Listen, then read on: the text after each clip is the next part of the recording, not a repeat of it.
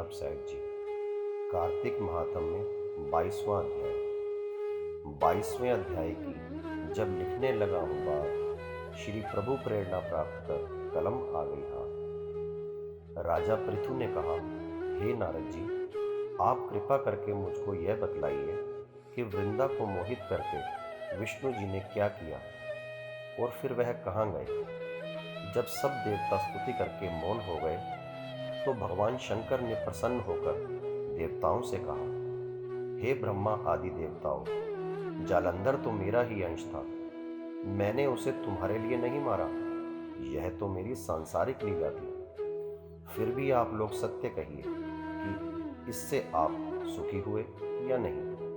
तब ब्रह्मादि देवताओं के नेत्र हर्ष से खुल गए। उन्होंने शिव जी को प्रणाम करके विष्णु जी का सब वृत्तांत कह सुनाया, जो उन्होंने बड़े प्रयत्न से वृंदा को मोहित किया था तथा वह अग्नि में प्रवेश करके परम गति को प्राप्त हुई। देवताओं ने यह भी कहा कि तभी से वृंदा की सुंदरता पर मोहित हुए विष्णु जी उनकी चिता की राख लपेटे हुए इधर उधर घूमते हैं।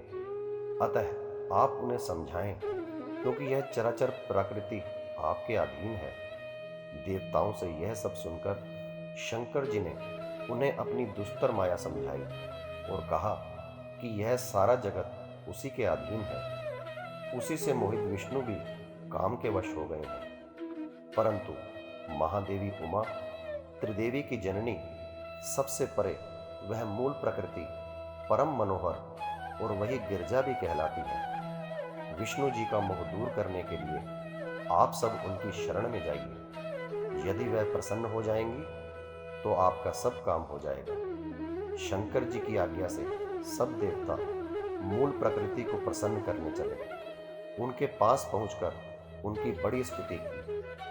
तब आकाशवाणी हुई, हे देवताओं, मैं 3 प्रकार से, तीनों गुणों से पृथक होकर स्थित होती हूँ। सतगुण से गौरी और रजोगुण से ज्योति रूप हूँ। तथा आप लोग मेरी आज्ञा से यदि सादर उन देवियों के पास जाओ तो वह तुम्हारे मनोरथ को पूरा कर देंगे। यह सुनकर देवताओं के नेत्र खुल गए। वह भगवती का आदर करते हुए गौरी, लक्ष्मी और सरस्वती को हाथ जोड़कर प्रणाम करने लगे। सब देवताओं की भक्ति पूर्वक प्रार्थना से वह सब देवियां प्रकट हो गई। सभी देवताओं ने खुश होकर निवेदन किया।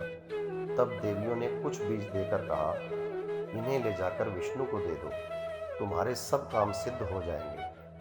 ब्रह्मा आदि देवता उन बीजों को लेकर विष्णु जी के पास गए। उन्होंने बीजों को वृंदा की चिता भूमि में डाल दिया, जिससे धात्री, मालती एवं तुलसी प्रकट हुई। विष्णु जी ने ज्यों ही उन स्त्री रूप वाली वनस्पतियों को देखा तो वह उठ बैठे।